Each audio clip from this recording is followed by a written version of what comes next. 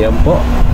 Kung ikaw ay 55 years old, tapos ang iyong monthly is 50,000, ang gusto mong pension pag edad mo ng 60 ay 20,000 pesos. Ayan po yung calculation. Ibig sabihin, sample sa 2035, yan, ibig sabihin 65 years old na ako niyan. 65, ano.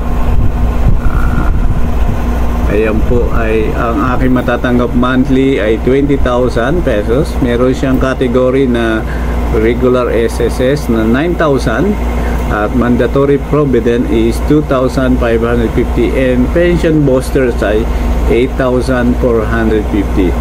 In other words, kapag ako magma-monthly pension, ito po yung aking ihuhulog monthly. Yan, 12,707. So the more you give sa iyong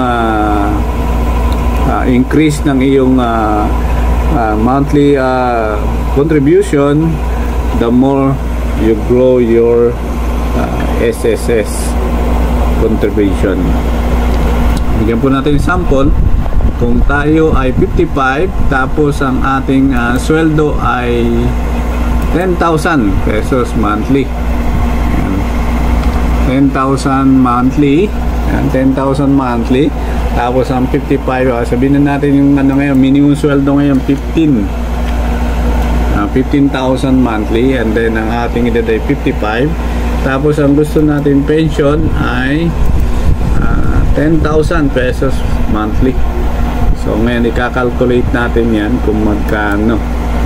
So ang monthly pension ay regular SSS sa 2035 yan, and 10,000, at ang ihuhulog mo in a monthly is 2,250 ang regular SSS, at ang monthly contribution mo sa booster ay 2,600, then you will pay 4,898. So monthly mo 10,000.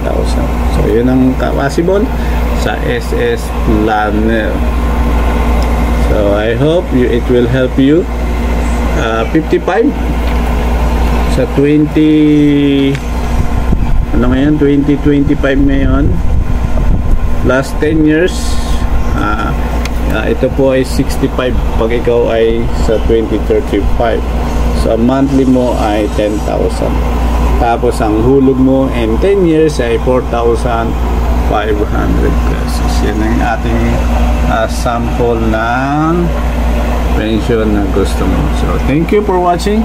Good day.